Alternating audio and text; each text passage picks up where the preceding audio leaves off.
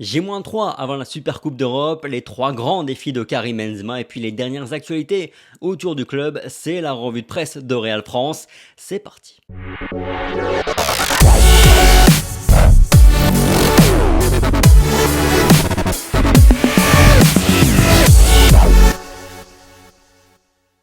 Bonjour à tous, j'espère que vous allez bien. On se retrouve aujourd'hui pour une nouvelle revue de presse et on commence sans plus tarder par les unes des deux quotidiens madrilènes. Du côté de Marca, triple défi pour Karim Benzema qui peut entrer dans une autre sphère encore en remportant et en marquant durant la Super Coupe d'Europe de mercredi. Il peut dépasser Raoul au nombre de buts, il peut égaler Paco Gento au nombre de titres et puis il peut remporter son premier trophée en tant que capitaine numéro 1 du club. Du côté de As, futur assuré en illustrant Vinicius Valverde, Tchouaméni, Camavinga, Militao et Rodrigo sous fond de nouveau Santiago Bernabéu. La relève est assurée et elle a coûté 256 millions d'euros. J-3 avant la Super Coupe d'Europe, alors commençons donc par les grands défis de Karim Benzema pour ce match. Comme je l'ai déjà dit, il peut réaliser un triple coup en marquant et en remportant le trophée contre Francfort. En effet, Kabenobé a égalisé Raoul ses 323 réalisations en fin de saison dernière et il n'est alors plus qu'à un seul but de devenir le seul dauphin de Cristiano Ronaldo.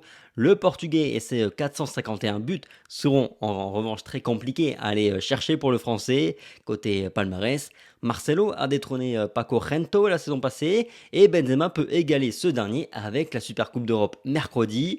Il dépasserait au passage Sergio Ramos et comme le note le quotidien Marca, Nacho et Modric comptent aussi 20 titres et Carvajal en compte 19 pour parler uniquement de ceux qui sont encore en activité. Pour rester dans la thématique Super Coupe, Helsinki parle allemand dans les colonnes de Haas, car les Allemands seront beaucoup plus nombreux que les supporters du Real Madrid. On les attend au nombre de 8000 contre seulement 1800 pour les merengues et sans doute bien plus encore côté allemand parce que parmi les 17 000 billets qui ont été vendus par l'UEFA, on s'attend à ce que beaucoup d'entre eux aient atterri dans les mains des Allemands. Sur le plan sportif, Francfort jouait ce week-end son premier match de Bundesliga face au Bayern Munich et ils ont pris le tarif 6-1 et ça faisait 5-0 à la pause. Dans les colonnes de Haas, toujours, le futur est déjà là. On peut dire effectivement que le Real Madrid a déjà une bonne ossature de joueurs de moins de 25 ans qui sont jugés comme des garanties pour les 5-10 prochaines années. Il y a Vinicius, 22 ans et qui a coûté 45 millions d'euros. Tchouaméni, 22 ans, 80 millions d'euros. Militao, 24 ans, 50 millions d'euros. Rodrigo, 21 ans, 45 millions d'euros. Valverde, 24 ans, qui a coûté 5 millions d'euros au Real. Puis Camavinga, 19 ans et 31 millions d'euros. Le Real Madrid a investi au total 256 millions d'euros pour ces 6 joueurs qui font déjà partie du présent du Real Madrid et d'ailleurs tous ont déjà eu un rôle la saison passée sur le doublé du Real Madrid, hormis évidemment le nouvel arrivant Aurélien Tchouaméni. Comme le fait le quotidien AS, c'est aussi l'occasion de mettre en avant, en lumière davantage le travail de Juni Khalifa, le chef de la cellule recrutement du Real Madrid. Vinicius et Rodrigo, c'est lui. Casemiro, c'est lui aussi. Valverde, c'est lui aussi. Et il a aussi eu un rôle important pour Camavinga et Eder Militao.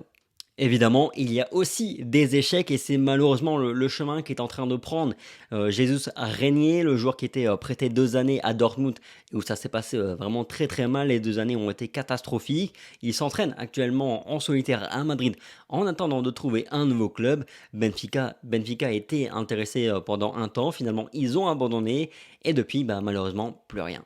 Mercato toujours avec Marca et As qui indiquent tous les deux ce week-end que Juan Minatassa va sans doute quitter le Real Madrid cet été et suivre la même voie que Gila Chust et Miguel qui ont apporté 11 millions d'euros au Real Madrid. Le jeune Canterano voulait rester à Madrid initialement mais il a bien compris qu'avec Carlo Ancelotti il n'aurait pas de temps de jeu cette saison. Alors le Real et Getafe discutent, négocient à son sujet selon Marca, quelques jours seulement après avoir conclu un deal avec Borja Mayoral.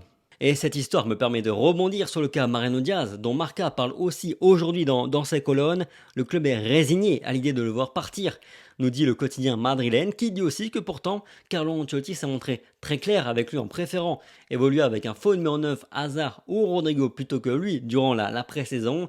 Mais permettez-moi quand même de souligner que durant cette pré-saison justement, Monsieur Carlo Ancelotti a préféré donner des minutes de jeu à Monsieur Mariano Diaz, aka l'indésirable de Madrid depuis 15-25 ans, plutôt que de donner du temps de jeu au jeune canterano Juanmi Latassa.